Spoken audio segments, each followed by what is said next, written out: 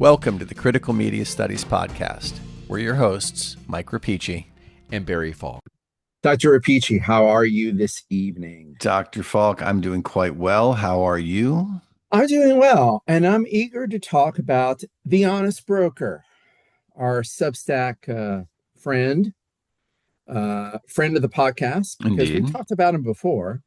Ted Gioia, jazz critic, but also in recent years, self-styled man at law. I think it's possible to take a college course or like a series of courses. Like he's a one-man university as well as a one-man Substack and all these things. But Ted Gioia is made his bones as a jazz critic, music critic, but he's also interested in poetry. And lately, he's been on a one-person mission to save the culture, and we wish him well on that. I appreciate it. Yeah, and we're grateful for it. And we're going to, however, so there's many. I think I would at least generally recommend to listeners of the Critical Media Studies podcast, I'd recommend taking a look at Mr. Gioia's pods from time to time. But this most recent or fairly recent Substack entry, What You Won't Learn About the Odyssey, talking about Christopher Nolan's The Odyssey, What You Won't Learn About the Odyssey from a Movie, Gioia's contemplation of, or meditation, short meditation on Christopher Nolan's film version of Homer's The Odyssey, which made its debut in London a few weeks ago, a little over a week ago. Rang our bells because of its interest in its discussion of the topic of, orality and literacy, and orality versus literacy, and also shifting media forms. So we thought we would talk about it tonight. Have anything to add, Michael, or shall I just go through I think I am just interested in getting the conversation started. It's an interesting one. Okay. So Gioia opens the essay by talking about his own personal Homer, which was rooted in his childhood experience of reading a fairly non-poetic, and we'll give some example of that. I'll read from Gioia at this point. But reading a 1937 prose translation of the Odyssey by W.H.D. Rouse. I'll just start reading. I'd somehow gotten my hands, we're talking about the young Ted. 12 or 13, he says. 12 or 13. Oh, thank you. So, well, it's still young. Right? Yeah. A youngish Ted, ferocious Theodosius, getting his hands on a tattered, used paperback copy of the Odyssey in a 1937 prose translation by W.H. Rouse. This is not, emphatically, he notes, a respected translation.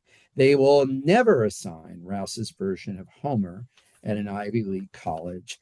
And he has, then there's a full page reproduction of the cover. And how would we describe this for our listeners? I think we would say that, especially for listeners of a certain age, this is a kind of archetypal, cheaply designed trade paperback, kind of a color image. It's done on the cheap, and it kind of signifies not glamour, but a version of the text meant for every person, right? Okay. That's because the legit, Gioia goes on, legit translators try to convey this epic as poetry. And this gets to Gioia's main point. He feels that calling Homer a poet is correct, but only if we understand the basically oral/musical meaning and significance of the poet. Right. So if we just think of poet as a signifier of high literacy, and not just literacy, but of high eloquence and of high class discourse, right, in every sense of the word, then poetry is wrong. No, yeah. So it's a popular poetry, a folk poetry that is much closer to our experience of popular music than it is to, say, the Harvard poet. Yes, I was gonna A say Harvard educated poet. he's I think he's looking more to the lyrical poet as opposed to the He academic poet. lyrical versus academic could be another way of thinking about the binary. I will continue. He just turned Homer, Rouse just turned Homer into everyday language, just like it was a pulp fiction story for the mass market. And Gioia goes on to say, well, that's about right. It was a kind of um, fiction story for a mass market, not a worldwide commodity by any short, but meant for all ages and literacies. And Joya says very convincingly, children were invited as well as literate adults or you know maturity was not necessarily a prerequisite for experiencing the Odyssey or the Iliad in its original form. So I'm going to continue here, unless you have a comment. No, I think this next paragraph, this next short paragraph gets to what Reading we're about the opening lines. yeah. Do you want to? It's just so that people don't get tired of my voice. I'll read a little bit of this, but do you want to give us a little bit of our? Can you read a little? Maybe I'll do Chapman and you do Rouse. That sounds entirely fair to me. Okay, Um, we'll do that. Oh, you no, want go ahead. So anyway, this was the right choice, he believed, Rouse Yes. believed, because as he wrote in his introduction, the Odyssey is the best damn story. Okay, he didn't say damn, but the best story ever written. It has been a favorite for 3,000 years. Other translations of the book, he claimed, are filled with affectations, eloquence, right? Attempts at poetic language, apoetic language that Homer himself is free from. Homer speaks naturally, and we must do the same. Okay, let me read about 4 lines from Chapman's. This is a very distinguished translation. The translation that I guess our friend Shakespeare would have read. And it's certainly the one that John Keats read because he wrote a poem about it. George Chapman's translation, 1615, opening lines of the Odyssey. The man, oh, and here I begin. The man, O Muse, inform that many a way wound with his wisdom to his wished stay, that wandered wondrous far, when he the town of sacred Troy had sacked and shivered down. The cities of a world of nations, with all their manners, minds, and fashions, he saw and knew. At sea felt many woes. Bravo. Thank you. The Thank you. Rouse translation is a little different. 1937, 1937. 1937. This is the story of a man, one who was never at a loss. He had traveled far in the world. After the sack of Troy, the virgin fortress, he saw many cities of men and learnt their mind. He endured many troubles and hardships in the struggle to save his own life and to bring his men back safe to their homes. Well, It's a so little different. it's a little different. And but Joya feels that the demotic, and I'm going to get to, I guess, the argument about Christopher Nolan, which, Mm-hmm. but just one more thing here, because this is a crucial part of the argument. Uh, he is trotting out, Joya is trotting out the Rouse translation in order to make the point that the Rouse translation kind of renounces eloquence. And that is getting you closer to the real Homer, quote unquote, than any Harvard educated or any poet who strives for eloquence in the printed medium can ever really. I mean, that's closer to Homer than George Chapman in his printed medium with his printed eloquence, with his fancy rhetorical words, right? Mm-hmm. uh, the plain speech that Rouse goes for or tries to that he conveys in his translation. This is the point. And okay, I'll just say one more thing. This is closer to Homer, Joya says, and with a nod toward The Rouse is Nolan, closer. the Rouse is closer. Yeah. Thank you. And with and basically he wishes that Nolan went farther, that Christopher Nolan went even farther, and didn't use a modern Harvard thing, but that a modern Harvard translation that uses iambic pentameter, but actually went the whole hog and tried to create an immersive oral. It's a visual experience, but Mm-hmm. also an oral Hmm. Aural, experience rather than rely on the eloquence of words. Is Yes, that sounds fair? it does. I think that this so Joy is. I think we have to unpack a little bit the logic behind this, right? And that's that he feels that this move towards eloquence, and I would argue really affectation, Yes. takes away from what it's in, from the audience it's intended for, as well as the way that any of us experience it. Which, as we were when we were talking about this earlier, right? It really brings into question, really, sort of the notion of how I don't even know how I want to say this, how we're supposed to, I think, approach and appreciate what this is. Like the difference between literature and what naming something as literature Literature, right. Very implies, important, as very opposed important. to calling it a story, right? There's like a what, almost a class difference. There's certainly Yes. an expectation of elephants. We could have elephants as well if Oh, you want. definitely Of an expectation of of elephants. That should be on my eloquence, gravestone, I think. Yeah. and affect with literature. Yes. Yes. So it sort of becomes this, I don't know, white collar, blue collar tension here. I think that, though he does use the words like elitism, and I think he uses the word eloquence and pretense. He doesn't necessarily become kind of out himself as a class warrior No, in this essay, but it's I think it's there. well, I'm just saying let me. your point. I think I'm agreeing with your point. I think that kind of class critique or whatever I analysis I is want to behind check. all I want to this. check that for a second though, because I don't Okay. mean to say. Like, see, I think the end of this is really the kind of is part of the discussion, is the discussion I'd like to have, because it's not so much that he's a class warrior. I think he understands and makes a solid argument for why and how something like the Odyssey Is misunderstood, right? becomes literature. Yeah, yeah. And I don't think he begrudges it in the end, because there's a definite value To have it. to this is literature. But I think what he's really saying is that something profound is lost. And in a way, it's inescapable. So True. that's yeah. I would argue that there's a hint at sort of highbrow lowbrow tension here, but I Right. don't think that he's entirely. I think he sees it as necessary. He sees it necessary. Maybe we'll have time to return to the necessary thing.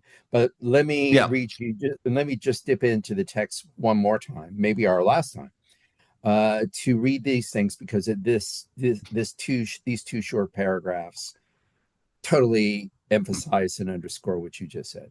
If Nolan really wanted to be bold, he would take a far more radical step and reclaim the Odyssey's original status as a song.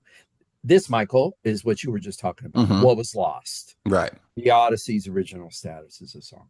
In ancient Greece, this work was not a text. That's in itself, text is a kind of highfalutin word, right? Correct. For the simple reason that few members of its audience could read. And so here we have the orality, Yes. literacy. We have the politics of literacy, right? It was instead performed. That's a truth rarely mentioned. This is again the thing that was lost, right? This awareness of the true nature of Homer is what's rarely mentioned. And the single most important fact about Homer that is hidden from view nowadays, well, we lost again. I'm glad you used that phrase. I think that that's kind of crucial. And I guess there is a kind of necessity, and if you believe that the transition from orality to written literacy is a kind of deterministic telos, Hmm. but certainly there is something lost in that transition, and that's what he is trying to point out. His work, Homer's work, ought to be taught in the department of music, but even music scholars have bought into the big lie that Homer is literature. not song. Barry, I think if we jump to the end of the essay, we get a nice, well, we get two things. I think one, we get a nice out, and two, we get a nice sort of ribbon with which to tie the discussion so far together. So, in talking about the what do we say, the shift from an oral experience into literature, the transition of literacy or to I guess, written literacy. Gioia says, works like the Odyssey are ritualistic and trance inducing. They are propelled by music and driven by rhythm. They cross a border beyond literature and enter something more transcendent and metaphysical. You won't find any of that in a book because it can't fit inside a book. It's too large for books. And if Hollywood could ever figure out how to transfer this type of creative ritual onto a screen, they would change the entire course of cinema. But is there a single director today capable of that degree of boldness? And this is where I think it gets very, very interesting here. This birth of literature out of a magical mystery song is our inheritance from the past, and one of incalculable value. We do ourselves a disservice if we don't find ways of tapping into its primordial energy in the current day. Where does that happen? That's a subject for a different day and a different article, but I'll say for a Stop it, start, yeah, Ted. hey, Stop it. here, I don't know. That's a subject for a different day and a different article, but Ted. I'll say for a start, you won't find it in a library or a classroom. It's There you most go. likely to occur at live music events, especially those that possess ritualistic intensity. Let's go forth on a quest to discover and keep each other posted. I So have three quick comments. Do you have a comment? I have I actually have three. several, but I'd like to hear from you Okay. first. Yeah. No, okay. Here's my first one. Um, Notice, no, I'm buying what you were saying earlier about that Joya believes two things. We've lost something, and he wants to make us in misreading or misapprehending the essence of the Odyssey or the origins of the Odyssey. The He is saying that we experience, lost something. the experience of the Odyssey. Experience of the Odyssey, yes. He feels we've lost an experience, and he wants to draw attention to that. I also agree with you that, he's not necessarily telling a story of Paradise Lost. He's not necessarily saying that, well, literacy per se is, something Ted Gioia, question. Uh, that said, I was struck by one of the sentences you read. This birth of literature out of a magical Yep. mystery song is our inheritance from the past and one of incalculable value.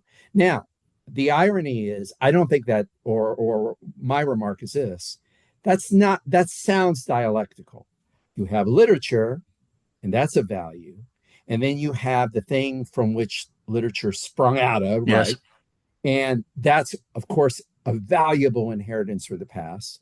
But I don't think these things are in relation. I think that when he talks about the inheritance of incalculable value, he's less talking about the book than he is about the magical mystery song out of which the book springs. So I'm seeing a little bit of nostalgia in his words. So Mm-hmm. that was one comment I had. And the other? Um, so my comments are all kind of nasty, Michael, or rather, they're all, and I like Ted, but Well, um, let me throw a bit of optimism at you. well, no, let No, me do okay. one negativity. Let me do one negativity and Hit me. about the Hollywood thing, or rather, I think Ted, and this isn't negative about Ted, and I do want to hear your positive thing about Ted, but this isn't negative about Ted. I think that maybe I'm defending Hollywood Sure. because his rhetorical, again, I'm just sort of taking issue with this rhetoric, or I'm questioning his rhetoric. If Hollywood could ever figure out how to transfer this type of creative ritual onto a screen, it would change the entire course of cinema. But is there a single director today capable of that degree of boldness? Ted, Dr. Barry Falk would respectfully say that that you're misunderstanding what film is capable of. I think that's a misread that he's putting too boldness in a director alone could not solve the problem that he is talking about. He wants the experience of movie going, by which I think he means the experience of going into a theater in a multiplex and watching a movie. And he feels that if Nolan, set the tumblers right in the lock, if he was bold enough, he could unlock that thing. I think that genie is out of the bottle. I don't think there's that much magical immersive about going into the theater nowadays. So I'm defending I think that's a misapprehension or a wild overestimation of what film can do. Okay. So let's unpack these in a what's probably going to be a very random and scattershot way. Please. I think that what Joya is saying here, and Ted, if you're listening, please feel free to write us and let us know what you were It's like, thinking. But he's just going to I kick my think what he's ass. saying here is, hey, look, if you take something like the Odyssey, this is a Yes. fantastic story. And it's a fantastic story not because it's poetic in the Indeed. academic sense. Indeed. It's awesome because it's exciting. Awesome. Because there's a It's a it's a cyclops, there's great story. There's sirens, just cool there's stuff. sex, there's The violence. There's problem so much violence at The the end. problem, right, is that the movie version of the story, while it can be great, is not the complete experience that this could be because it's not performative, right? That's the problem. That's the It's problem. not performed. And when there is a performative experience, when you experience something that's performed for you meld with it differently. It becomes a part Sure. of you differently. And I think Sure. anybody who's ever been to a great show has some experience of this. But to a great show of a music or Yes. of a dramatic presentation, Any not great, film, a great, not film. no, no, a live performance. I think Live that's the performance. thing. Okay. Right. Right. And so when he's saying, well, is there someone, this boldness that he's calling for? Hmm. I Hmm. don't think he's calling out Christopher Nolan as being, not anything adequate enough, right? It's just that can we really recreate that sort of experience? Because for him, what would it look like? It would look like a live performance of this somehow. And I don't do film. That's not what I do. So I don't know what that would look like. But the problem is the Hmm. experience will always be sort of one step removed. Now, I think it's interesting because as I understand this, apparently Nolan has recorded this using special IMAX cameras. He's trying to get closer He's trying to, to to get more immersion, immersive, right? right? He's But trying to approach it. what I read out of this last line, and this is so now we're jumping, but not really tangentially, we're just jumping to a different thing here, right? Hmm. The birth of literature out of a magical mystery song is our inheritance from the past and one of incalculable value.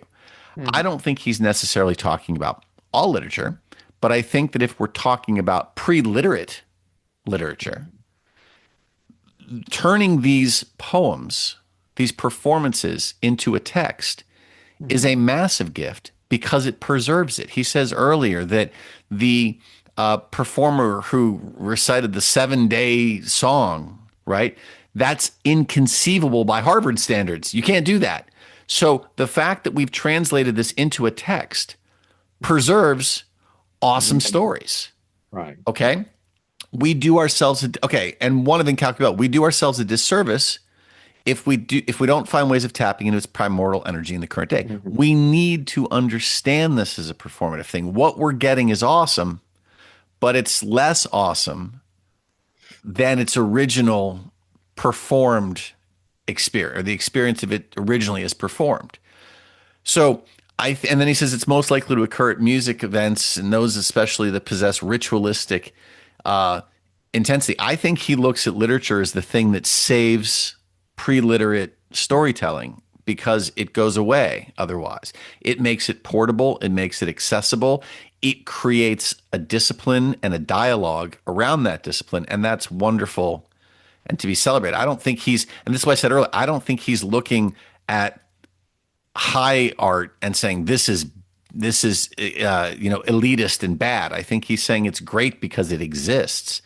But the problem is, I think he always is going to prefer, in this case, the Rouse version because it tells the story without effect. It gets you closer to what is as opposed to the ornamentation of, it focuses, it's more performative, Hmm. which Hmm. is obvious. But I think it's that because it's more accessible. Hmm. So that's my thing. I don't think that this is a class argument. I mean, I think it's a class discussion, not a class argument or discussion of sort of high versus not high. Well, I am going to do a surprise here. I Hit me. am going to take my last words from Ishmael Reed's Mumbo Jumbo. Of course you are. Of course I am. Because it is, I think, appropriate to your analysis of what's kind of so your answer um, or your story kind of is, I would say, Michael, I'm giving you a high compliment here. I think your account was very dialectical. You were talking about what music can perform, and you were talking about what words and literature could perform. And you were saying that Joya understands the ways in which they kind of need each other. Yes. And this is, and so with that in mind, I wanted to read this passage from Mumbo Jumbo, which I had always in. I Uh, before you read it, I gotta know, how does this magically appear on the desk as we chat? Was this I preloaded? was thinking about it. Okay. This was a surprise I was doing anyway. I wasn't going to do it if you didn't have the right word. If you didn't give me the right cue, but you did. Okay. Now I'm ready to go. Okay. So just very quickly, Ishmael Reed's story is this not semi, very comic tale about white hysteria over the various forms of jazz, a black popular music, jazz and ragtime in the 20th century, and the cue or the name for the power of music, and particularly the power of music, which Ishmael Reed, there's even a story at the end of the story. We leave America and we go back into the times of the pharaohs in Egypt, and we see this sort of primal moment of music coming out of northern Africa, and so it's an origin story for American popular music forms like jazz and blues and Okay. ragtime that all kind of grew around the same time, in the early 20th century. And um, then there's this near the end of the text. There are various adventures because they're the hero of, Mumbo Jumbo. The hero is trying to protect Just Screw from the government conspiracy. This is also a very funny conspiracy story where the government is trying to tamp down and censor music. But what I thought would be appropriate to end our story with is this particular description of Just Screw. And so uh, the inspiration for this description of music is it came from James Weldon Johnson, who gave a record of hearing a blues song, and this is the first written testimony we have at the turn of the century of somebody hearing a blues song. So it might have been going for 10, 20 years before then, but we have a date, and I think like early 1900s, where Weldon Johnson is at a train station and hears someone singing a blues song. And he says of it, the song belonged to nobody. Its words were unprintable, but its tune irresistible. I like that. That seems to be part of our discussion, right? The words are unprintable. I love the fact that Johnson uses that term, but that doesn't keep it from being irresistible and circulating. So then Reed goes on out of the quote. Just grew the something or other that led Charlie Parker to salt the Everest of the chord. Riff, fly, skid, dip, soar, and gave his alto Godspeed. Just Screw touched John Coltrane's tenor. It tinged the voice of Otis Redding and compelled Black Herman to write a dictionary to dreams that Freud would have envied. Just Grew was the manic and the artist who would rather do glossolia than be, quote, neat and clean or lucid. So it goes on in this thing, it goes on in this vein, praising the power of music and the ways in which music circulates and, you know, it's uncontrollable, right? It's an automatic, it's the ultimate media, it's the ultimate communication form. But here's where it ends very interestingly. Just Grew was jumpy in the 1920s because something was going on. There was a stirring of Just Grew. He's talking about the Mm-hmm. ragtime phase and the early jazz phase. There was something going on. It was 1920 and something was going on, period. A stirring, period. But if Just Grew could not find its text with a capital T, Mm-hmm. if Just Grew could not find its text, then it would be mistaken for entertainment. Now, you were talking a couple minutes ago about the need, you can have ritualistic experiences, but they're going to be lost to memory if there isn't some way of preserving it, right? Right. There Right. isn't a discourse. This is, this reads that statement. Just Grew, as powerful as it is, it needs its text or it's going to be taken for entertainment. People will not be able to understand its true depth, Right. right? So I thought that that's kind of what you were talking about. We feel that Gioia is talking about at the end. That ironically enough, the magic ritual needs words Yes. just as much as the words need that experience. We need to remember that at the root of the words is the magical. What is his words? The magical mystery song, the primordial energy. Yeah, I think that's exactly it. But to have those words is not the same thing as As having having the the song. energy. Yeah, Yeah, well, the experience we should say is having the yeah, experience. yeah. I think that's a fantastic way to end this, Barry. That's dead on. Nicely done. We're done. Well, thank you. Well, thank Ishmael Reed. And Ted Uh, Gioia, and we thank Ted Gioia, and we've done our job tonight, Michael. We're done. you gonna go I see think it? this is over, huh? You gonna go see it? Oh, I did. We talk about seeing the trailer? Have I you seen have, the trailer? I did not You don't go to for a movies. media You don't person. go to I'm movies. terrible. I'm gonna go to this one. Are you? Yeah. Well, I I saw the want to say though, for yeah. those of you that have not read this, we'll link to it. I want Yeah. to watch Shaft before I watch the Oh, we Odyssey. didn't even talk about that, but yes, yeah.